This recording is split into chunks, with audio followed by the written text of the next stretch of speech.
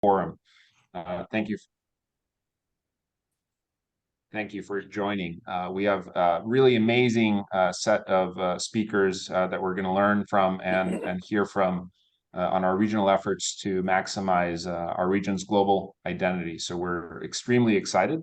Everyone, we're about 5 minutes in, so I think most of our participants in our audience is already logging in. So we're gonna get started. I want to thank Jimena and Kenya, who are in the audience, for setting all of this up and for the great work that you do. And I want to give special thanks to our guest speakers who are here today to share their insight on fostering international ties throughout the San Diego region and the mega region, and through especially the San Diego Sister Cities Association, or SanDiSCA for short. As the 8th largest city in the United States, San Diego's strategic geographic location has been a key to making our economy prosper. Connectivity has been critical to our region's global competitiveness, attracting a total of $15.6 billion of foreign investment in 5 years due to its top life sciences market, technology scene, presence of distinguished universities, and of course, quality of life. To increase our region's global engagements with international cities, San Diego has established 16 sister city societies through SanDiSCA, in which cultural, educational, business, and technical exchanges take place. San Diego's first sister city agreement was signed in 1957 with Yokohama, Japan, and have enjoyed fruitful ties since our affiliation. This has tremendously enriched the cultural life of residents in both cities through numerous exchanges of arts, culture, commerce, and education over the many decades. As a first step in building a long-term relationship, San Diego International Sister Cities Association has designated Amboseli, Kenya, as a friendship city to develop a multilateral cooperation.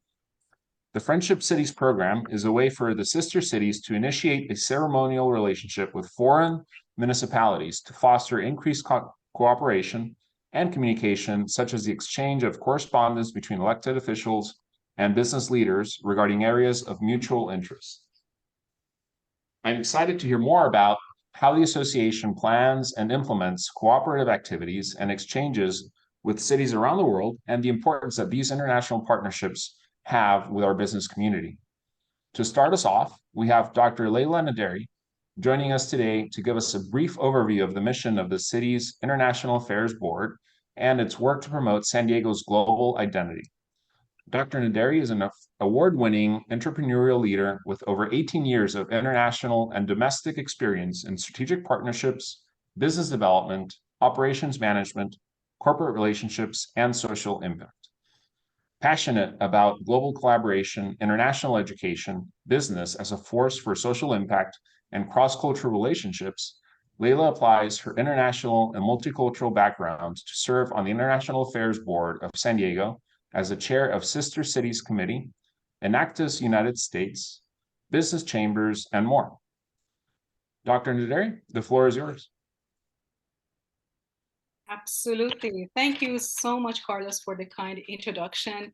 Hi, everyone. Such a delight to be here today in this beautiful weather we have in San Diego. And I know our guests also are joining from LA, Tijuana, and I know our attendees may join from different parts of the US and also globally.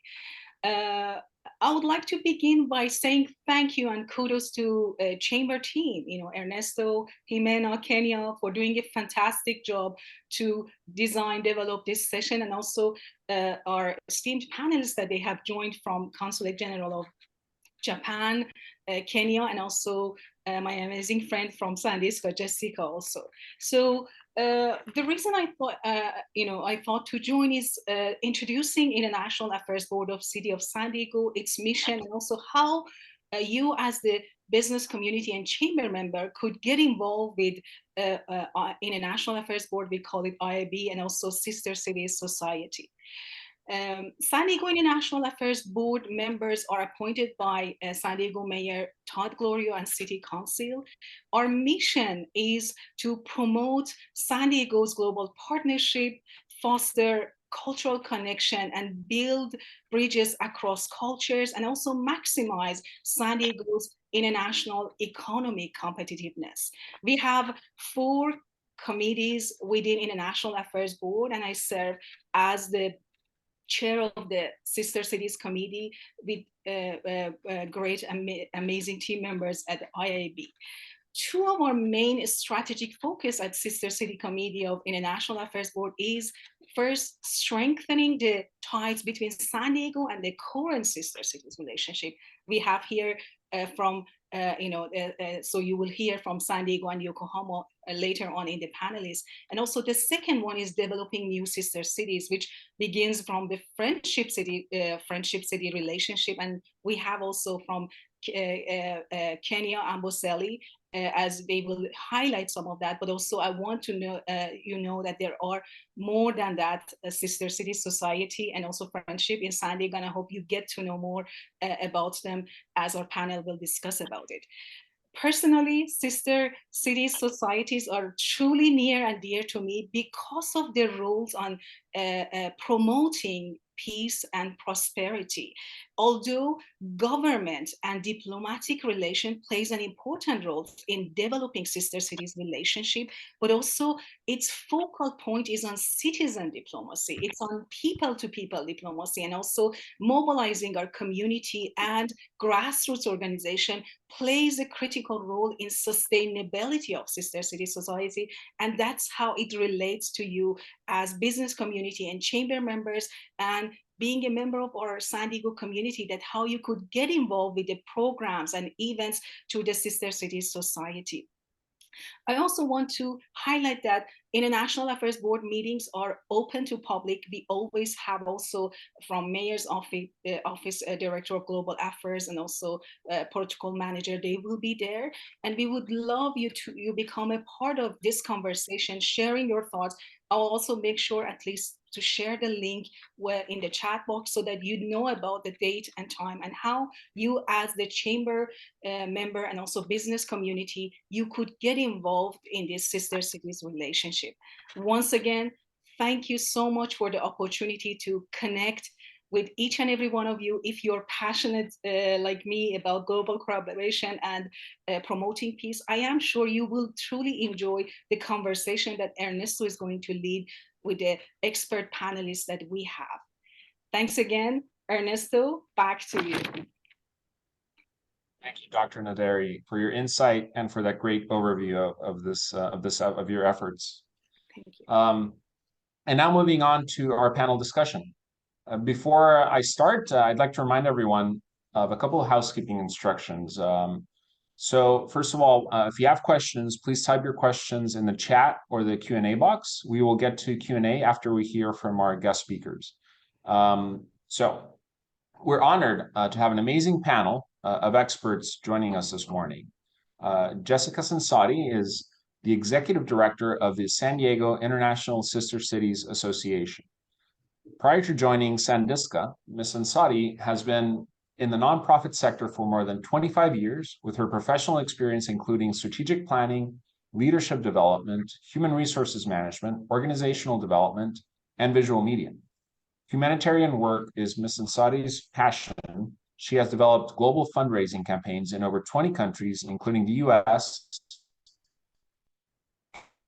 Kenya, Haiti, Syria, Sudan, Bangladesh, India, Turkey, Philippines, Myanmar, Central African Republic, Nepal, and more. We also have Ambassador Thomas Kwaka Omolo, Consul General of the Republic of Kenya in Los Angeles. Consul Kwaka Omolo is a pivotal leader in the Republic of Kenya and Africa's creative economy industry. Because of his dedication to service, innovation, direction, and leadership, he received the Head of State Commendation and is also recognized for his delivery of the country's Big Four agenda, the Kenya Vision 2030, and Sustainable Development Goals, which are key elements in the delivery of public service. And last but not least, we have Naoshige Aoshima, Deputy Consul General of Japan in Los Angeles.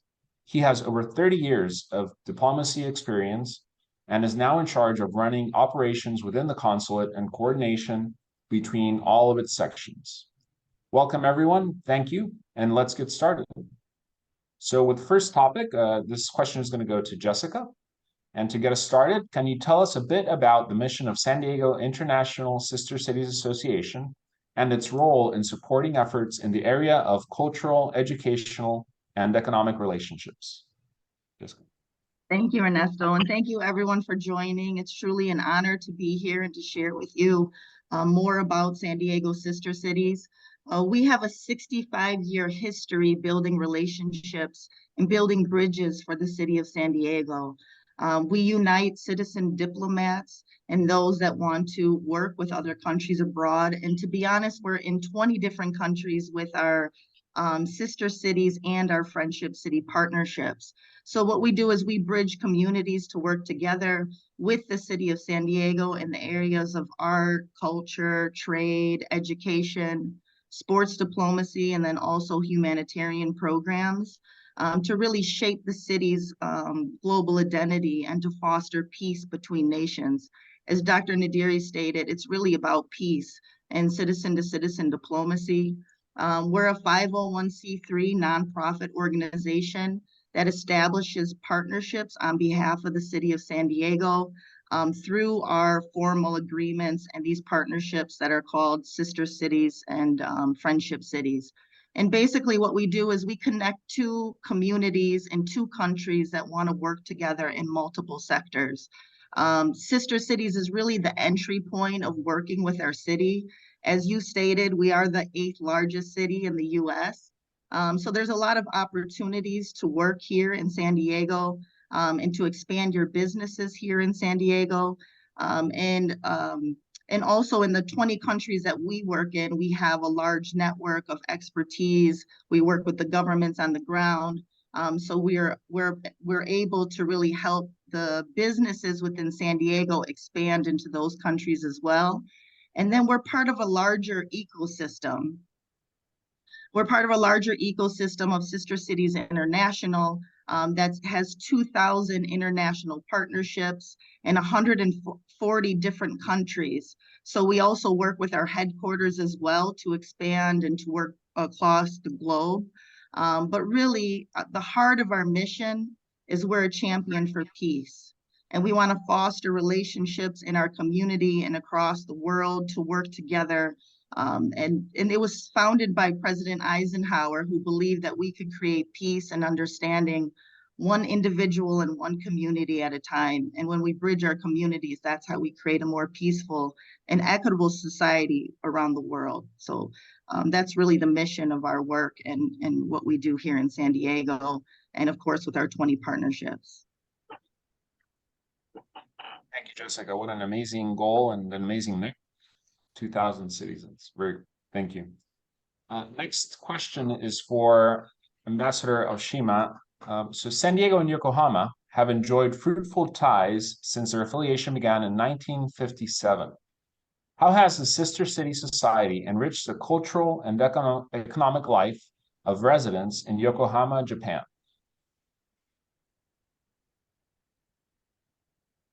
Thank you very much, Ernesto, and thank you very much for this opportunity having us today with Leila, Jessica, and Ambassador Omoro. I'm from Japanese Consulate General, and once as a resident, I used to be a resident of Yokohama, so I'm delighted to participate today's opportunity. The Yokohama is a major port city near Tokyo and was one of the first ports in Japan, which was open for foreign trade in 19th century. And population-wise, it's the second largest city in Japan after Tokyo. And Yokohama currently has 8 sister city relationships with cities around the world. And it established its first sister city relationship, as Ernest said, in 1957 with San Diego. And this is the first one for Yokohama. And we understand that for San Diego also, the sister city relationship with Yokohama was the first one as well. So it is fortunate for both Yokohama and San Diego that this relationship was initiated on the basis of mutual love. And we are so much grateful to the people of San Diego for maintaining and developing this special relationship with Yokohama, especially San Diego Sister City Association and San Diego Yokohama Sister City Society. And here I would like to mention how the city of Yokohama introduced about the city of San Diego to its citizens. In its website of Yokohama, the San Diego is described as the city of advanced industry and tourism, or the most perfect climate and rich nature in the United States, or multi-ethnic and multicultural city, or the city of intensive cutting-edge science. And these are the reason why the Yokohama wants to have this close relationship with San Diego. And indeed, through over 65 years of this relationship, Yokohama had tremendous benefit in area of cultural exchange, youth exchange, or some school visit or academic exchange, and even animal exchanges between each zoo. So this relationship contributed to increase Yokohama's international presence and industrial and academic competitiveness. And thank you so much. Thank you, Mr. Oshima. Next question, as a follow-up, is for Jessica. But on that same topic, how has a relationship between San Diego and Yokohama developed over the years and benefiting San Diego especially? Well, like the Deputy Consul General stated, it was one of our first sister cities to be adopted here in San Diego in 1957. It was just over a year after President Eisenhower founded Sister Cities International, and it is one of the most successful today. It started by I think it's good to look at the history, and it started by one of the passionate founders. His name was Saburo Morocco. And he was a celery farmer and an innovator here in San Diego, and he put America on the map for the celery capital. It was an amazing farmer and just a very passionate, really he became an amazing humanitarian. But what happened was during World War II, he suffered like many Japanese Americans, and he lost his land, he lost his farm, and he was sent to a concentration camp. So there was a lot of pain and suffering that happened due to World War II. But through Sister Cities and after the war, he was inspired by the mission of Sister Cities to create peace between nations and to use our framework at Sister Cities. He returned to San Diego, and that's when he helped establish and strengthen the relationship between San Diego and Yokohama and our partnership. And he really dedicated his life to creating enduring peace between the city of San Diego and the Japanese community here in San Diego and in Yokohama. He was a translator, so he was able to bring people together and bridge our communities together and really promote peace by connecting people. People-to-people diplomacy is what we believe in. And it's amazing his enduring legacy. One of them is now we have the Japanese Friendship Garden in Balboa Park, which we know and we love, and it kind of bridges our two communities together.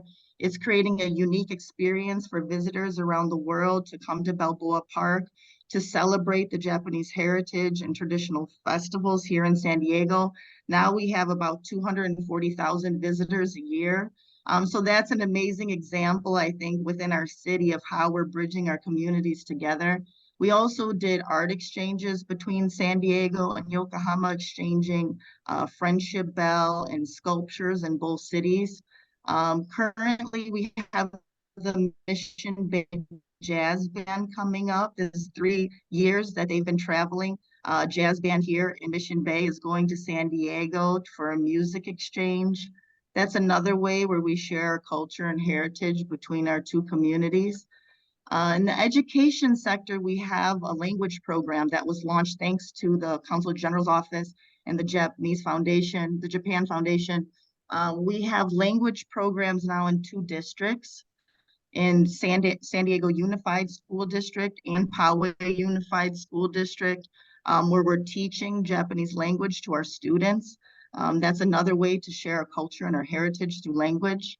And our hope is to expand that program and expand that to all 20 countries that we work in for after school programs in San Diego.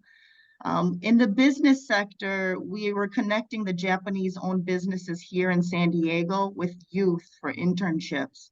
Thanks to our partnership with California Japan Sister Cities Network, we recently did a workshop here in San Diego, inviting all of Japanese-owned businesses here to come together and discuss how can we engage our youth and how can we create internships for our youth here in San Diego, and to build a bridge and opportunities for youth. One example was USMA. It's a biomedical company here in San Diego. They came to our workshop and now they're actually creating internships for students in San Diego to go to Yokohama, Japan for internships and to learn. So that's some of the things that are happening from our language program. And as you know, San Diego is a great place to invest. So one of the areas, a good example, I think, is the city of San Antonio. Through their sister city network, they were able to convince Toyota to come to their city through sister cities. Now they're employing 2,000 employees and they have $2 billion in investment through sister cities by attracting Japanese businesses to come and invest in their city. So I think that's a good example of how we can strengthen what we're doing here in San Diego. And now, as you know, the city of San Antonio also sponsored our US-Mexico Mayor Summit. So they really believe in the value of sister cities, and they were able to invest in us to host the summit that we had, bridging the US-Mexico Mayor Summit, bringing our communities together between San Diego and Tijuana. And so I think that's, one of the great opportunities. And we look forward to really working with the Ministry of Foreign Affairs and both council generals as well to try to find more business opportunities for companies to come to San Diego and to invest through sister cities, and really to, create that cultural tapestry for the city of San Diego, which, as you know, makes us one of the greatest cities to live in, work in the world, or at least in the US. So I think those are some of the examples of what we're doing here, but how we can also expand.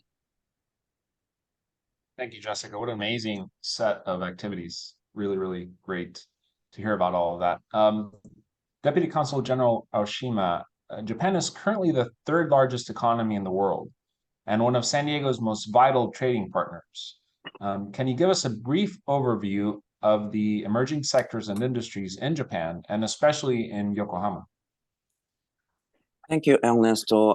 The Japan, actually, that the size wise, that its economic size is that the third largest in the world, but still that industries faces many challenges, and for the last maybe 20 years, and our government is trying to revitalize its industries in the areas of such as that ITs or AIs or life sciences.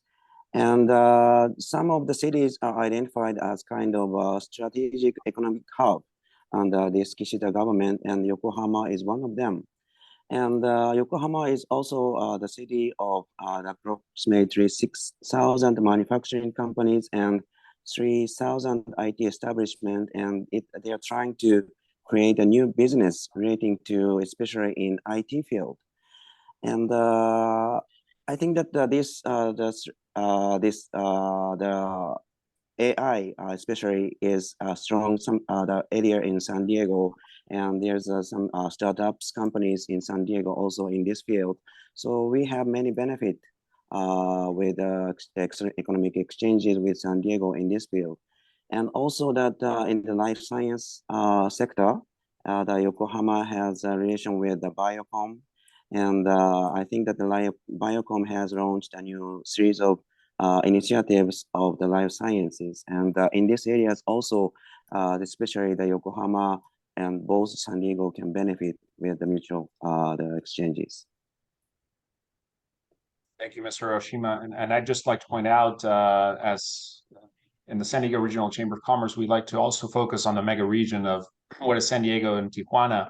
And I think probably, as we all know, Tijuana hosts many major of Japanese consumer electronics manufacturers for products, and has for 40 years. So thank you for that, Mr. Aoshima. Ambassador Kwaka, good morning. So Sandiska has designated a friendship city relationship with the Amboseli region of Kenya. Can you give us an overview about the region's history, local people, and the economy there? All right. Thank you very much, our colleagues and partners who are on this call. The Amboseli area is part of the bigger Maasai region. And the Maasai region, I would like to say, cuts across from the top of the country, which is Turkana. And ideally, that's actually where it's said that the Maasai came from. And comes down to a sub-tribe called the Ngems, down to the Masai Mara, the eighth wonder of the world, down to Kajiado, then down to Amboseli. And I believe the reason why that region has been chosen is because of the unique tribe who live in that particular area, who are the Maasai. The Maasai are an indigenous Kenyan tribe known to preserve and still practice their traditional way of life. It's very, very important because most of our biggest game reserves are actually based in that belt. Great opportunities there. The big five can all be viewed in that region from the comfort of your hotel room. And it's a great resource in terms of conservation and just being able to give a very eco education and eco-friendly understanding of the environment. Professor Kwaka, I'm sorry, but I have to ask, what are the big five? Well, the big five are the five animals in the world which are predestined as actually some of them are almost extinct and only found in that direction of our Earth. We have the elephant, the lion. We have which other one, Jessica? Elephant, the lion, the zebra. Oh, the five.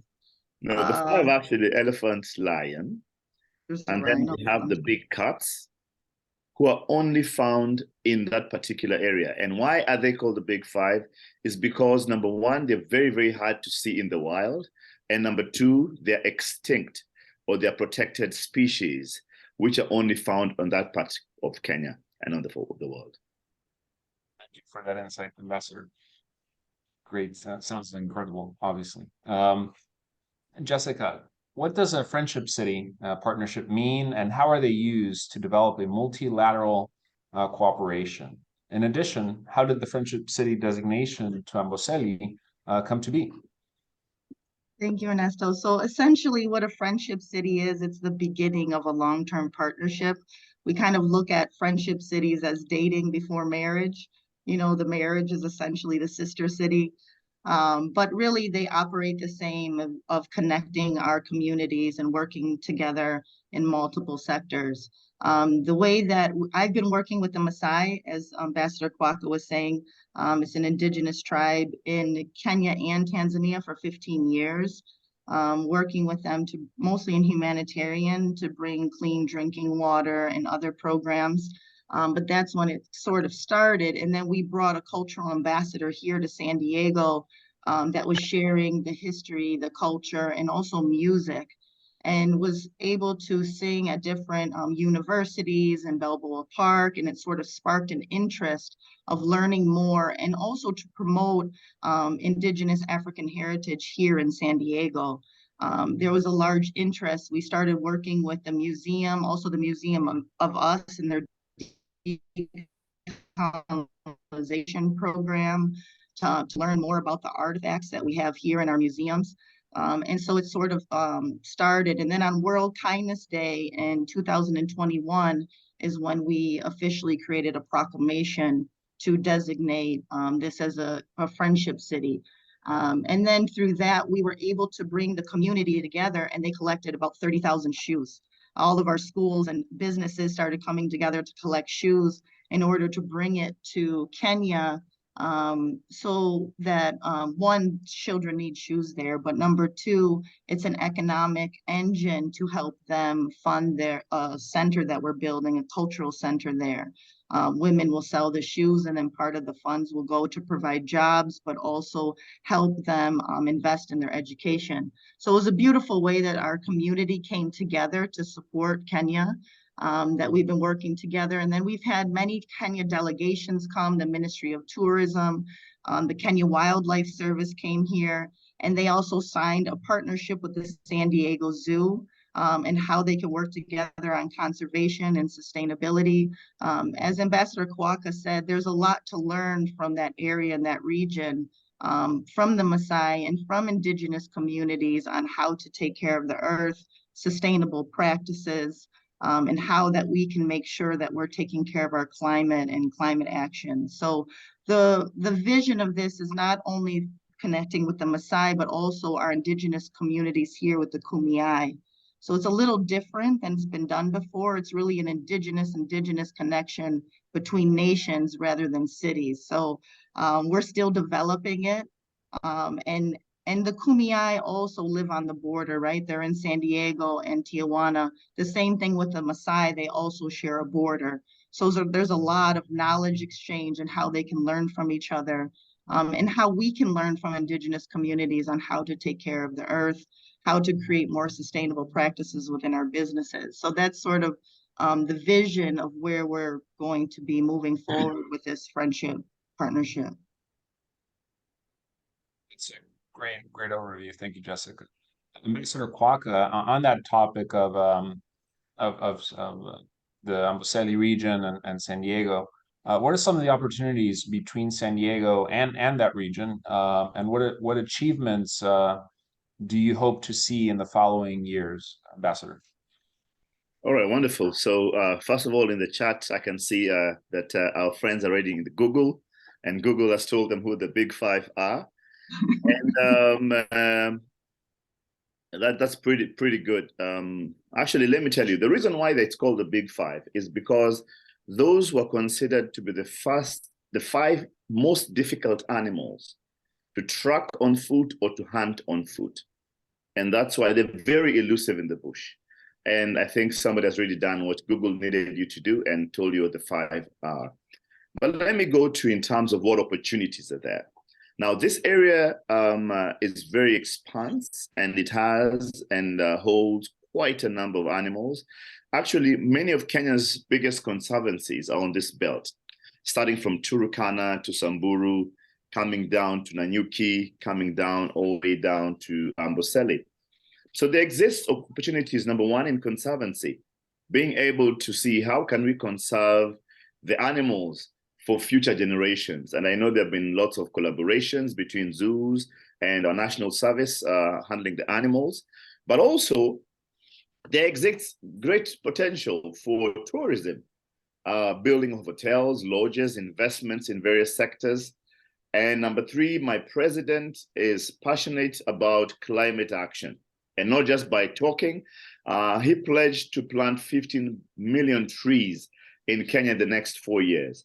So reforestation conservancy effort is one of the biggest things that we can do to even help climate change, not only in Africa, but all over the world.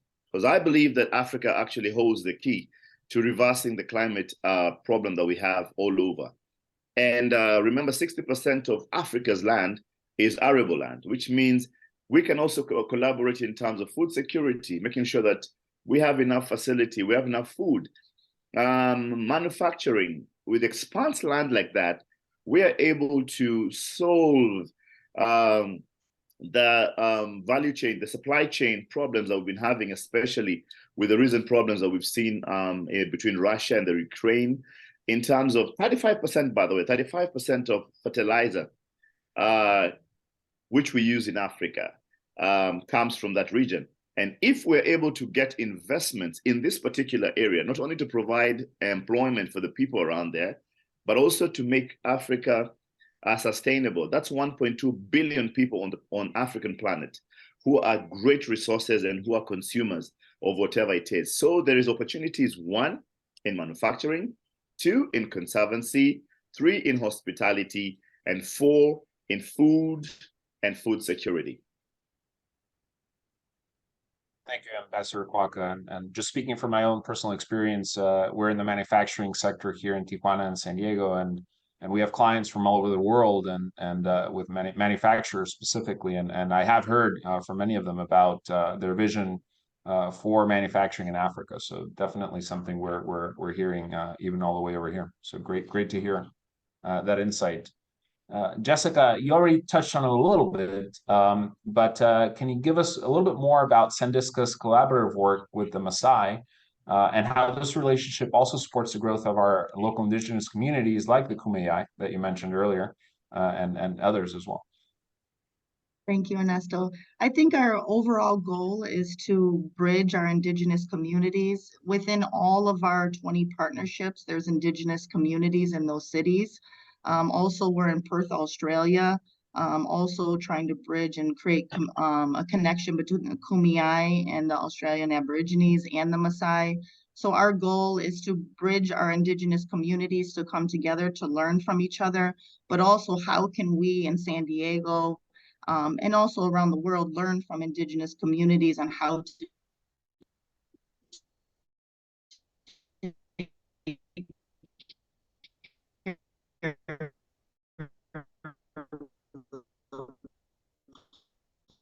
planet and how to, one is medicine and their knowledge on how to take care of in the medicine industry. So one of the things is Aquacus is also to share with other indigenous nations on how to do hotels and create cultural tourism. The Maasai also have hotels as well where they can kind of learn from each other and on the best practices for that. Indigenous people own 80% of the world's forests and bio ecosystems and taking care of, the planet. So there's a lot that we can learn from on how to take care of the environment. Which, we're all sharing the same world and we need to protect and take care of for future generations. The Maasai, as he shared, is, living in harmony with the wildlife. And of course, we want to protect our wildlife for future generations to grow up and see elephants and lions and so forth. So there's a lot that we can learn and from that traditional knowledge that the Maasai have. On how to take care of the earth. There's a lot we can learn also on the Kumeyaay knowledge as far as like disaster preparedness and wildfires. And so there's a lot of knowledge exchange where we want to bring our indigenous communities together to really learn from each other and also share with our community and the rest of the world on their, ancient practices. So that's sort of our vision and what we're trying to do. Again, it hasn't been done before from sister cities, so it's really something new. But that's what we're looking to do here in San Diego. And I think San Diego is the perfect place because we do honor the Kumeyaay. We have strong representation even within our government, even within the mayor's office and the governor's office, really honoring the Kumeyaay nation here. So I think we can be an example also for the rest of the world on how we work with our indigenous communities. So that's pretty much our goal. Thank you, Jessica. Great overview. Sir, can you share some of the Kenyan government's efforts to support the Maasai community and conserve their traditional knowledge systems to live sustainably and manage natural resources? Yes, so one of the things that we need to first of all understand about Kenya is that the government allows all the tribes to exercise and to practice their beliefs in their natural habitats. And the government does not go in and push people out of their land. It does not do any of that. We let the indigenous tribes actually occupy the places that they want to occupy in a free way.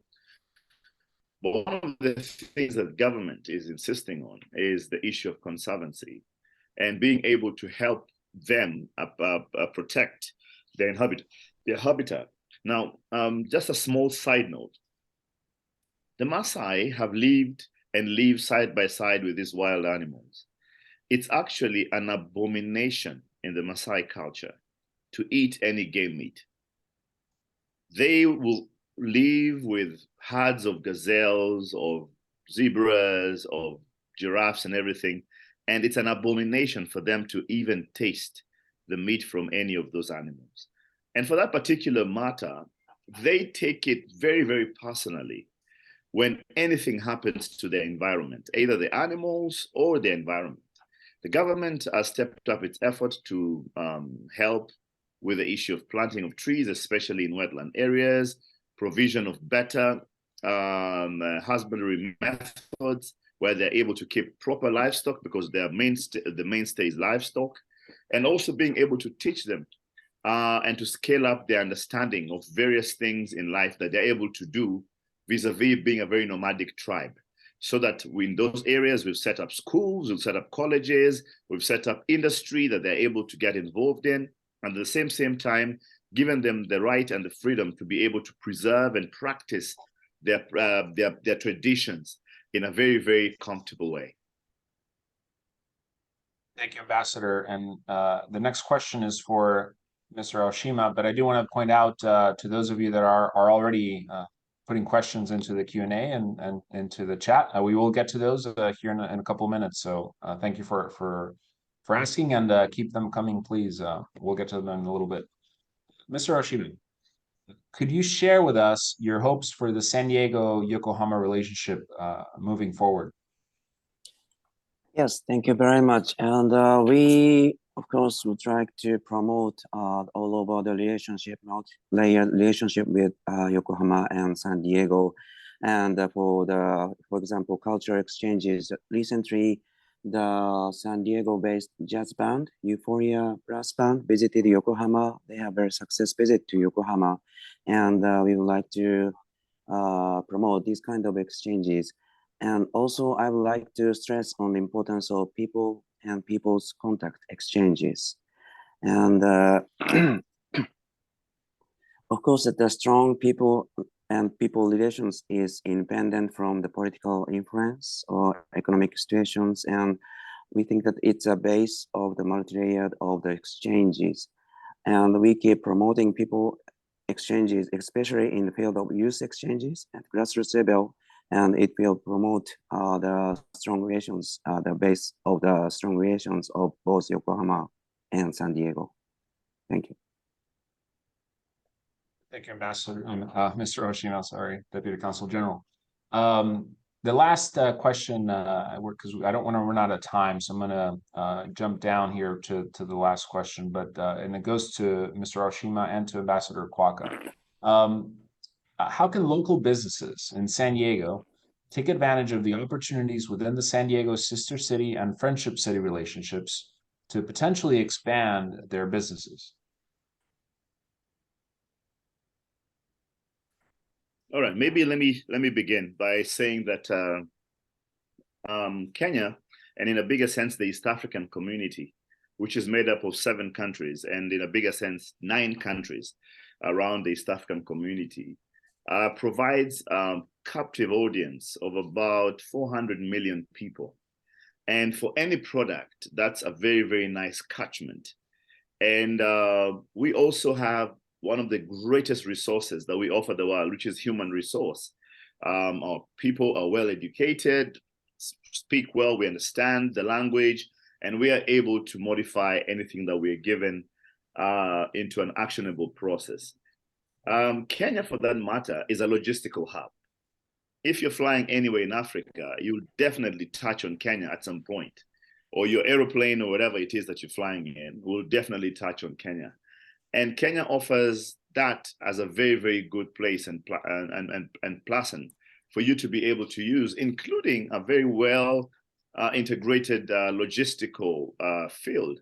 So in terms of infrastructure, in terms of internet, in terms of human resource, Kenya is also a technical hub, a tech hub.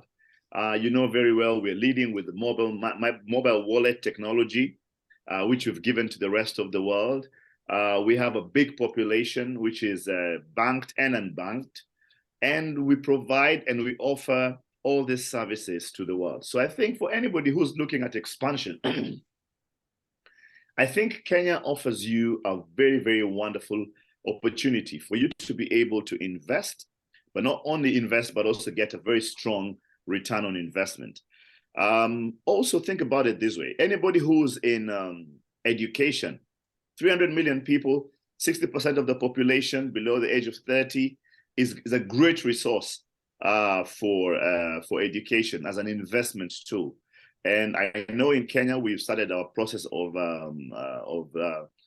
making sure that we all our institutions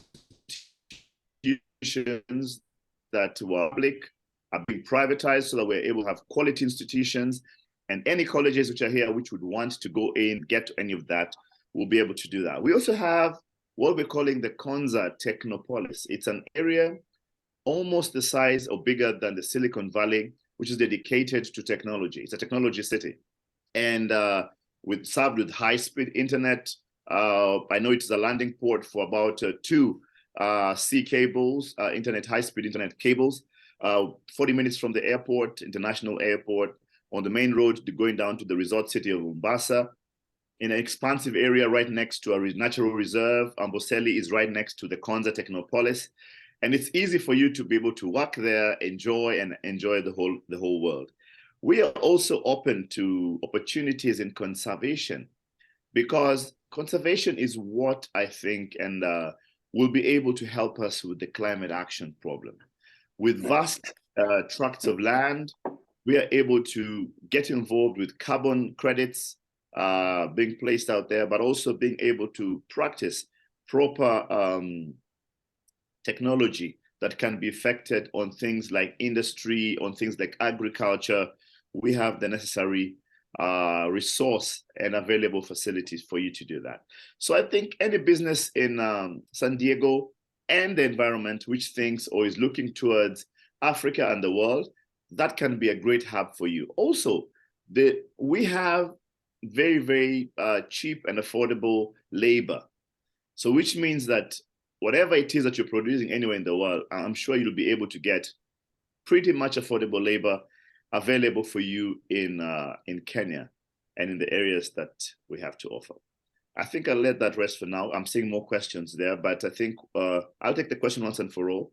It says, what type of binational collaborations do you envisage for driving solutions? I think that's just what we spoke about.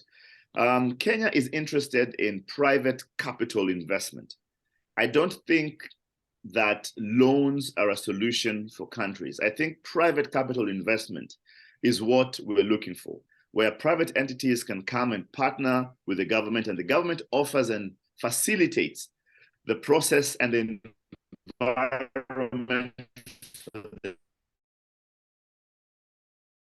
So if you're producing a product here for X amount of money, I'm sure you're able to match it or even lower in Kenya and in the region that we represent called East Africa. Thank you, Ambassador. And Deputy Consul General Oshima, if you maybe could take a minute to discuss, a couple of minutes actually, to discuss how local businesses in San Diego could take advantage of the opportunities between our sister cities. Thank you very much. In the history of Japan, something new is always mostly coming from Yokohama, because it's a first port open for foreign trade. And something new means that for us, it's advanced products of foreign countries or advanced technologies of foreign countries. And we Japanese people regard the people of Yokohama have the eye to see what is good. So something that the products or technologies are accepted in Yokohama, it's accepted throughout Japan. And it means that you will have some chance to outreach to other Asian countries, including China, Korea, or some ASEAN countries, because we accept many, many tourists or many businessmen from these countries, and they will see what is popular and what is there in Japan, so that it may have some chance for the industries in San Diego. Thank you. Thank you, Deputy Consul General. Thank you, everyone, for the information and resources. Thank you, Jessica. Thank you, Ambassador, and experience that you shared today, Leila as well. Now we have one more question, which is for Dr. Naderi, and I think we have maybe a quick minute to discuss that. But if you could shed some light, Dr. Naderi, on how citizen diplomacy and mobilization of grassroots organizations takes place among sister cities, and can educational institutions such as SDSU play a key role in those efforts? Thank you, Ernesto, and thank you, panel, for the insightful conversation. I was just enjoying listening to the deep conversation. And this is a great question, because whoever asked this question, I'm glad this brought up, because it's just like, one of the areas that sister cities could play an important role is through the education sector. I know I heard also during the panel, you probably heard also Deputy Consul General and also Consul General of Kenya, as well as Jessica, they touched on some of the programs that had actually that educational aspect. And I think especially our local universities and schools, we would love to see more contribution. That could be through study abroad opportunities, exchange programs, the type of agreements university they could put for developing research, and also around the areas that, like, I noticed that Mr. Aoshimo mentioned about, like, Yokohomo and San Diego, they have some areas of IT and AI possibilities, and that's the role of also universities. How could they get involved with the businesses, but also generating, researchers and also additional capabilities on that, knowing also some of the challenges we are facing globally when it comes to environmental sustainability and climate action.